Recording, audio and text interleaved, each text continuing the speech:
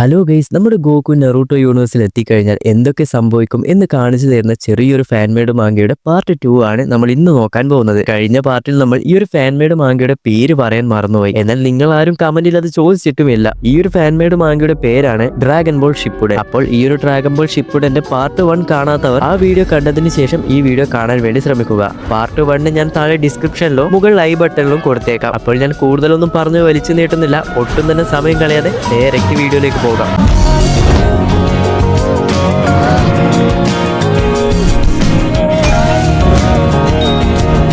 കഴിഞ്ഞ പാർട്ടിൽ നമ്മുടെ ഗോക്കു നറൂട്ടോ യൂണിവേഴ്സിൽ എത്തി ഹൊക്കാഗെ ആയിട്ടുള്ള സുനാഡയുടെ അടുത്ത് എത്തിയതാണ് നമ്മൾ പറഞ്ഞത്. അങ്ങനെ സുനാഡെ പറയും, എന്ത് നീ അക്കട്സുകിയെ കണ്ടു എന്നോ? ഗോക്കു പറയും, അതെ, ഞാൻ അവരെ കണ്ടിരുന്നു. എന്നാൽ എനിക്കത് വലിയ പ്രശ്നമൊന്നുമല്ല. അവരെയൊക്കെ ഞാൻ ഈസി ആയിട്ട് എതിർത്ത് നിൽക്കും. എന്നെ നോക്കാൻ എനിക്കറിയാമെന്നും പറയുന്നു. അവർക്കൊന്നും തന്നെ എന്നെ ചെയ്യാനോ കഴിയുകയില്ല. അങ്ങനെ ഇത് കേട്ട് സുനാഡെ പറയും, ഓ, നിനക്ക് നിന്നെ തന്നെ സർവൈവ് ചെയ്യാൻ കഴിയുമെന്നാണോ നീ പറയുന്നത്? കക്കാഷി ഹിയാഷി, നിങ്ങൾ വേഗം തന്നെ ഗൈയെ കൂട്ടിക്കൊണ്ട് വന്ന് ഇവനൊരു ടെസ്റ്റ് കൊടുത്തു നോക്കാം. കൂടാതെ സുനാഡയാണെങ്കിൽ മനസ്സിൽ ഇവനെ കാണാൻ നമ്മുടെ മണ്ടൻ ചെറുക്കനായിട്ടുള്ള നറൂട്ടോയെ പോലെ തന്നെയാണ് ഉള്ളതെന്ന് മനസ്സിൽ പറയുന്നുണ്ട്. അങ്ങനെ അതിനുശേഷം നമ്മുടെ കക്കാഷി, ഹിയാഷി, മൈറ്റ് ഗൈ 3 പേരും ഗോക്കുവുമായിട്ട് ഫൈറ്റ് ചെയ്യാൻ വേണ്ടി റെഡി ആയിരിക്കും. കാരണം ഗോക്കു അത്രയധികം പവർഫുൾ ആണെന്നാണ് പറയുന്നത്. അത് എത്രത്തോളം ഉണ്ടെന്ന് ഇവർക്ക് അറിയണം. അങ്ങനെ സുനാഡെ പറയും, അവൻ എത്രത്തോളം ശക്തനാണെന്ന് എനിക്കറിയണം, ഫൈറ്റ് സ്റ്റാർട്ട് ചെയ്യുമെന്നും പറയുന്നു. അങ്ങനെ ഗോക്കു ആണെങ്കിൽ ഞാൻ റെഡിയാണ്, എന്നാൽ പിന്നെ തുടങ്ങിയാലോ എന്ന് പറഞ്ഞ് ഫൈറ്റും സ്റ്റാർട്ട് ആകുന്നു. ഇവിടെ ആദ്യം തന്നെ കക്കാഷി, ഹിയാഷി, മൈറ്റ് ഗൈ 3 പേരും ഒരുമിച്ച് വളരെയധികം വേഗത്തിൽ നമ്മുടെ ഗോക്കുവിനെ അറ്റാക്ക് ചെയ്യുന്നു. എന്നാൽ നമ്മുടെ ഗോക്കു ആണെങ്കിൽ അതിനേക്കാൾ വേഗത്തിൽ അതിൽ നിന്നുമൊക്കെ മൂവ് ആവുന്നുമുണ്ട്.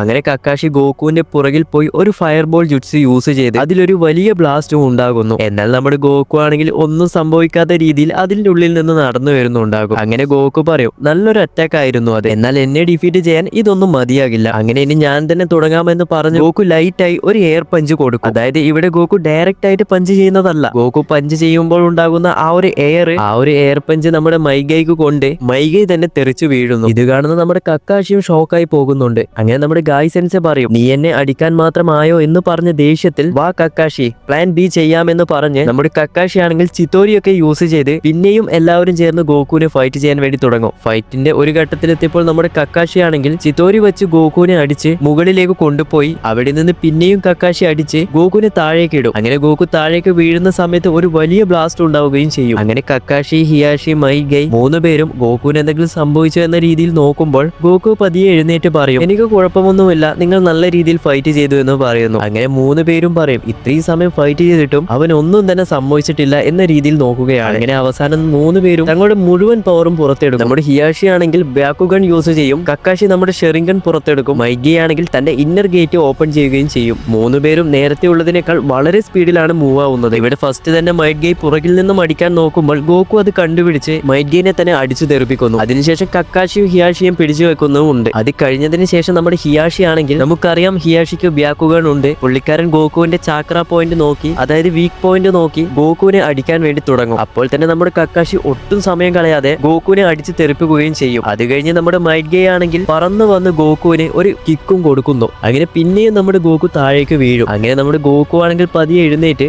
ആ ഒരുത്തൻ എന്റെ വീക്ക് പോയിന്റ് നോക്കി അടിച്ചതുകൊണ്ട് ഞാൻ കുറച്ച് സമയത്തേക്ക് ഒന്ന് വീക്കായി പോയി, ഇനി ഞാൻ തന്നെ നിങ്ങളുടെ കൂടെ ഫൈറ്റ് ചെയ്യാമെന്ന് പറഞ്ഞ് ഫസ്റ്റ് തന്നെ നമ്മുടെ ഹിയാഷിയും മൈറ്റ് ഗൈനെയും അടിച്ചു തെറിപ്പിക്കും. അങ്ങനെ അതിനുശേഷമാണെങ്കിൽ നമ്മുടെ കക്കാഷി കാമുയ ടെക്നിക്ക് യൂസ് ചെയ്യുന്ന സമയത്ത് ഗോക്കു പതിയെ അതിലേക്ക് പോകാൻ വേണ്ടി നോക്കുന്ന സമയത്ത് നമ്മുടെ കക്കാഷിയുടെ എനർജി മുഴുവനായും ഡ്രെയിൻ ആയിട്ടുണ്ടാകും. അങ്ങനെ അവസാനം നമ്മുടെ കക്കാഷി പറയും, നീ തന്നെ ജയിച്ചു, നമ്മൾ ഇവിടെ ഗിവ് അപ്പ് ചെയ്യുന്നു എന്നും പറയുന്നു. അങ്ങനെ അതിനുശേഷമാണ് ഇവിടെ നമ്മുടെ പെയിനിനെ കാണിക്കുന്നത്. ഇവിടെ പെയിൻ ആണെങ്കിൽ അക്കട്സുക്കി ഗ്രൂപ്പിനെ എല്ലാവരെയും വിളിച്ച് ഒരു മീറ്റിംഗ് ഒക്കെ കഴിഞ്ഞ് എല്ലാവരും പോവുകയാണ്. അപ്പോഴാണ് നമ്മുടെ കാഗുസു ഇറ്റാച്ചിയോട്, ഇറ്റാച്ചി ഒരു നിമിഷം നിൽക്ക്, എനിക്ക് നിന്നോട് ഒരു കാര്യം ചോദിക്കാനുണ്ട്, നീ ഗെൻജിറ്റ്സുവില് ബ്രില്യന്റ് ആയിട്ടുള്ള ഒരാളല്ലേ? അപ്പോൾ തന്നെ ഇറ്റാച്ചി ചോദിക്കും, അതെ, നിനക്ക് എന്താണ് വേണ്ടത്? അപ്പോൾ കാഗുസു പറയും, നമ്മൾ വരുന്ന വഴി ഒരുത്തനെ കണ്ടിരുന്നു, അവനെ കണ്ടപ്പോൾ ഒരു നോർമൽ ആയിട്ടുള്ള ഒരാളെ പോലെ അല്ല, കുറച്ച് സ്പെഷ്യൽ ആയിട്ടാണ് ഉള്ളത്. അവൻ ചെയ്ത കാര്യങ്ങളൊക്കെ വെച്ച് നോക്കുമ്പോൾ ഗെൻജിറ്റ്സുവിലായിരുന്നോ അല്ലേ എന്ന് നമുക്ക് തന്നെ ഒരു സംശയം വന്നിരുന്നു. അങ്ങനെ ഇത് കേട്ട് നമ്മുടെ ഇറ്റാച്ചി ആണെങ്കിൽ, ഓ അങ്ങനെയാണോ, എന്നാൽ അവനെ പറ്റി ഒന്ന് അറിയണമല്ലോ എന്ന രീതിയിൽ ഞങ്ങൾ അവരെ അന്വേഷിക്കാമെന്നും ഇറ്റാച്ചി അവരോട് പറയും. അങ്ങനെ ഇത് കേട്ട് നമ്മുടെ പെയിൻ പറയും, നിങ്ങൾ വേണ്ടാത്ത കാര്യത്തിലൊന്നും പോയി തലയിടേണ്ട, അല്ലെങ്കിൽ തന്നെ നമുക്ക് ഒരുപാടധികം പ്രശ്നങ്ങൾ ഇവിടെ ഉണ്ട്. അപ്പോഴാണ് നമ്മുടെ ഇറ്റാച്ചിയും കിസാമയും പറയും നമുക്ക് തന്ന പണി നമ്മൾ കറക്റ്റ് ആയി ചെയ്യും, അതിനിടയിൽ ഈ കാര്യം നോക്കാമെന്ന് പെയിനിനോട് പറയും. എന്നാൽ നമ്മുടെ പെയിന് അതിന് പെർമിഷൻ കൊടുക്കുകയും ചെയ്യുന്നു. അത് കഴിഞ്ഞ് പിന്നെയും നമ്മുടെ ഗോകുവിനെയാണ് കാണിക്കുന്നത്. ഗോകു സുനാഡയോട് ചോദിക്കും അപ്പോൾ എനിക്ക് എന്റെ വീട്ടിലേക്ക് പോകാൻ കഴിയുകയില്ലേ? ഇത് കേട്ട് സുനാഡെ പറയും ഇത് നിന്റെ വേൾഡ് അല്ല, നിന്റെ വേൾഡിലേക്ക് എങ്ങനെയാണ് നിന്നെ കൊണ്ടെത്തിക്കേണ്ടതെന്ന് എനിക്കറിയില്ല എന്നും പറയുന്നു. അതിനുശേഷം കക്കാഷിയോട് നീ ഇപ്പോൾ മാഗിക്യൂ ഷെറിംഗനൊക്കെ പഠിച്ചു വരുന്നതല്ലേ, നിനക്ക് ഈ ഒരു സ്പേസ് ടൈമും ഡയമെൻഷനെ കുറിച്ചൊക്കെ അറിയുമോ? ഏതെങ്കിലും ജുഡ്സ് വെച്ചിട്ട് ഇവനെ തിരിച്ച് അവന്റെ വേൾഡിലേക്ക് കൊണ്ടെത്തിക്കാൻ കഴിയുമോ എന്ന് കക്കാഷിയോട് സുനാഡെ ചോദിക്കും. എന്നാൽ കക്കാഷി ആണെങ്കിൽ എനിക്ക് അതിനെ പറ്റിയൊന്നും അറിയില്ല എന്നും പറയുന്നു. അങ്ങനെ അവസാനമായിട്ട് നമ്മുടെ സുനാഡെ പറയും ഈ ഒരു ഡയമെൻഷൻ ലെവലിലുള്ള ജുഡ്സ് ഒക്കെ അറിയുന്ന ഒരാളുണ്ട്, അതായത് മറ്റാരുമല്ല നമ്മുടെ ജിറയെ പറ്റിയാണ് ഇവിടെ പറയുന്നത്. എനിക്കറിയാവുന്നത് വെച്ച് നമ്മുടെ ജിറയ ചില ഡയമെൻഷൻ ജുഡ്സ് ഒക്കെ യൂസ് ചെയ്യുന്നത് എന്നോട് പറഞ്ഞിട്ടുണ്ട്. അതുകൊണ്ട് തന്നെ ചിലപ്പോൾ ജിറയ്ക്ക് മാത്രമേ നിന്റെ വീട്ടിലേക്ക് അയക്കാൻ കഴിയുകയുള്ളൂ എന്നും തോന്നുന്നു. അങ്ങനെ ഇതേ സമയം നമ്മുടെ ഇറ്റാച്ചിയും കിസാമയാണെങ്കിൽ ഗോകുവിന്റെ ചിത്രം നോക്കിക്കൊണ്ടിരിക്കുകയാണ്. അതായത് നമ്മുടെ കാഗുസോ ആണെങ്കിൽ ഗോകുവിന്റെ ഏകദേശ ചിത്രം വരച്ച് ഇവനാണ് അവൻ എന്ന രീതിയിൽ ചിത്രമൊക്കെ കാണിച്ചു കൊടുക്കുകയാണ്. എന്നാൽ അതേ സമയം നമ്മുടെ സുനാഡെ ആണെങ്കിൽ നമ്മുടെ ജിറയുടെ ഫോട്ടോ ആണെങ്കിൽ ഗോകുവിന് കൊടുത്ത് ഇവനാണ് ജിറയ, ഇവനെ നീ വേഗം കണ്ടുപിടിക്കുക എന്ന് പറഞ്ഞ് ഗോകുവും ലീഫ് വില്ലേജ് വിട്ട് പുറത്തേക്ക് പോകും. അങ്ങനെ ഗോകു ആണെങ്കിൽ ഓരോ സ്ഥലത്ത് പോയി ഓരോ ആൾക്കാരോട് നമ്മുടെ ജിറയുടെ ഫോട്ടോ ഒക്കെ കാണിച്ച് ഇവരെ അറിയുമോ എന്നൊക്കെ ചോദിക്കാൻ തുടങ്ങും. അതേ സമയത്ത് നമ്മുടെ ഇറ്റാച്ചിയും കിസാമയാണെങ്കിൽ ഗോകുവിന്റെ ചിത്രം കാണിച്ചു കൊടുത്ത് ഓരോ ആൾക്കാരോട് ചോദിക്കാൻ വേണ്ടി തുടങ്ങുന്നുണ്ട്. അങ്ങനെ നമ്മുടെ കിസാമ പറയും ഇനി 3 ദിവസം മാത്രമേ നമുക്കുള്ളൂ, അതിനിടയിൽ എങ്ങനെയെങ്കിലും അവനെ കണ്ടുപിടിക്കണം. അപ്പോഴേക്കും ഇറ്റാച്ചിയും പറയുന്നുണ്ട് എങ്ങനെയെങ്കിലും അവനെ കണ്ടുപിടിക്കണം എന്ന്. അപ്പോഴതാ പെട്ടെന്ന് കിസാമെ ഒരു കാഴ്ച കാണുന്നു. ഇറ്റാച്ചി നീ ഇതൊന്ന് നോക്കിയേ, ഇതെനിക്ക് വിശ്വസിക്കാൻ കഴിയുന്നില്ല എന്നും പറയുന്നു. അതായത് നമ്മുടെ ഗോകു ആണെങ്കിൽ ദൂരെ നിന്നും പറന്നുകൊണ്ടിരിക്കുകയാണ്. അങ്ങനെ ഗോകു ആണെങ്കിൽ പറന്ന് ഒരു വില്ലേജിന് അടുത്തേക്ക് വരാൻ പോകുന്ന സമയത്താണ് ഗോകുവിന് നേരെ ഒരു അറ്റാക്ക് വരുന്നത്. അങ്ങനെ ഗോകുവിനും തന്നെ ആരോ അറ്റാക്ക് ചെയ്യുന്നുണ്ട് എന്ന് മനസ്സിലാക്കി ആ ഒരു ഡയറക്ഷനിൽ പോയി താഴെ ഇറങ്ങുന്നു. അങ്ങനെ ഗോകു താഴെ ഇറങ്ങി നോക്കുമ്പോൾ അത് എന്റെ മുന്നിൽ ഇറ്റാച്ചിയും കിസാമയും. അങ്ങനെ ഇറ്റാച്ചിയും കിസാമയും പറയും നമ്മൾ അന്വേഷിച്ച ആളിതാ കൺമുന്നിൽ തന്നെ എത്തി. അങ്ങനെ നമ്മുടെ ഗോകു കറുത്ത കോട്ട്, അതിൽ റെഡ് കളർ മാർക്കുമുണ്ട്. അപ്പോൾ ഇത് തന്നെ അക്കട്സുക്കി. അങ്ങനെ ഗോകുവും ഒന്ന് റെഡി ആയിരിക്കും. അങ്ങനെ കിസാമ ഇറ്റാച്ചിയോട് പറയും ഇവൻ കാണാൻ മാത്രം അത്രയൊന്നും ഇല്ലല്ലോ. ഇറ്റാച്ചി പറയും നീ അവനെ അങ്ങനെ കുറച്ച് കാണേണ്ട, അവന്റെ പവേഴ്സ് ആൻഡ് എബിലിറ്റീസ് ഒന്നും നമുക്ക് നിലവിൽ അറിയില്ല, അപ്പോൾ ഒന്ന് കെയർഫുൾ ആയി ഇരിക്കണം എന്നും പറയുന്നു. അങ്ങനെ ഇതൊക്കെ കേട്ട് കിസാമ പറയും മതി, അത്ര ബിൽഡപ്പ് ഒന്നും വേണ്ട, ഇതൊന്നും എന്റെ അടുക്ക വർക്കാകില്ല എന്നും പറയുന്നു. അങ്ങനെ ഇറ്റാച്ചി പിന്നെയും പറയും നീ അവനുമായിട്ട് ഫൈറ്റ് ചെയ്യാൻ തന്നെ തീരുമാനിച്ചു അല്ലേ? കിസാമ പറയും അതെ,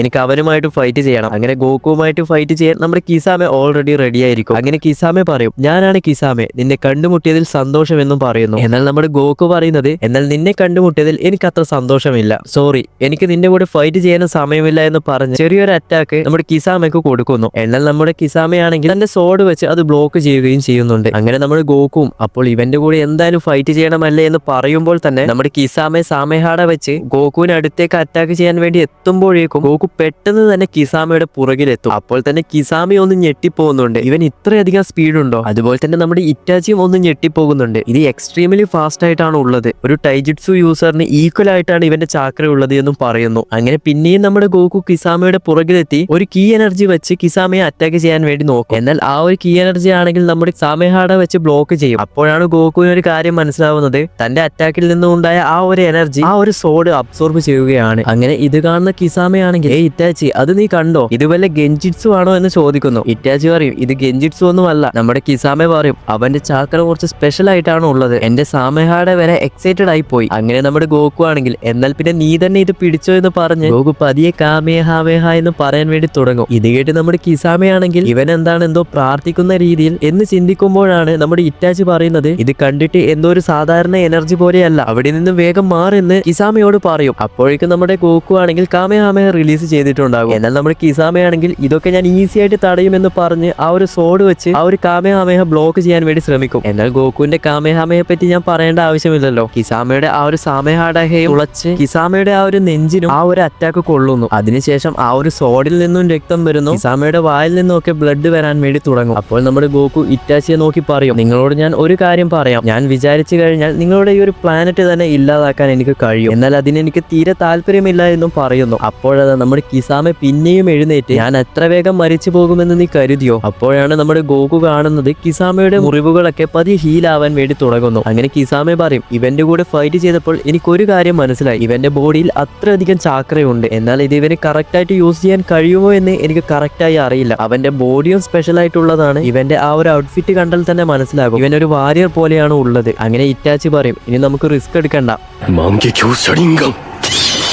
ഇപ്പോൾ തന്നെ നമുക്ക് തുടങ്ങിയേക്കാമെന്ന് പറഞ്ഞ് അതോടുകൂടി ഈ ഒരു പാർട്ടും അവസാനിക്കുന്നു. വീഡിയോ ഇഷ്ടപ്പെട്ട ലൈക്ക് ചെയ്യാനും ചാനൽ ഇഷ്ടപ്പെട്ട സബ്സ്ക്രൈബ് ചെയ്യാനും മറന്നു പോകരുത്. ഇനി നെക്സ്റ്റ് പാർട്ടുമായി പിന്നെ വരാം.